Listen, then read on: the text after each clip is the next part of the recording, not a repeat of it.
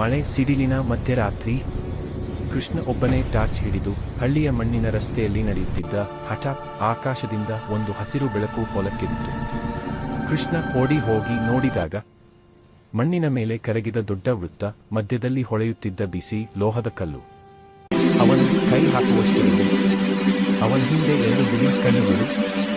ಒಂದು ಎಲಿಯನ್, ಎತ್ತರ, ಬೆಳ್ಳಿಯ ಚರ್ಮ, ಅಸಾಮಾನ್ಯ ರುಚಿ. ಎಲಿಯನ್ ನಿಧಾನವಾಗಿ ಕೃಷ್ಣನ ಕೈಯಲ್ಲಿ ಒಂದು ಸಣ್ಣ ಬೆಳಕು ಹೊಳೆಯುವ ಚಿಕ್ಕಿತ್ತು. ಕೃಷ್ಣನ ತಲೆಯೊಳಗೆ ಒಂದು ಧ್ವನಿ, ಹೆಲ್ಪ್ ಅಸ್, ಬ್ಲಾಕ್ ಬೆಂಕಿಯಂತೆ ಹಸಿರು ಬೆಳಕು ಹೊಳೆಯಿತು. ಎಲಿಯನ್ ಆಕಾಶಕ್ಕೆ ಹಾರಿ ಮಾಯವಾಯಿತು. ಆ ಸಮಯದಲ್ಲಿ ಹಳ್ಳಿಯ ಜನ ಓಡಿಕೊಂಡು ಬಂದರು. ಯಾಕೆಂದರೆ ಮೇಲಿಂದ ಒಂದು ಬೃಹತ್ ನೆರಳು ಹಳ್ಳಿ ಮೇಲೆ ತಿರುಗುತ್ತಿತ್ತು. ಬೆಳಗ್ಗೆ ಎಲ್ಲರೂ ಅಚ್ಚರಿಗೊಳ್ಳುವಷ್ಟರಲ್ಲೇ ಕೃಷ್ಣ ಕಾಣೆಯಾಗಿದ್ದ. ಮಣ್ಣು ಮೇಲೆ ಬಿದ್ದಿದ್ದದ್ದು ಒಂದೇ ಒಂದು ಚಿಪ್.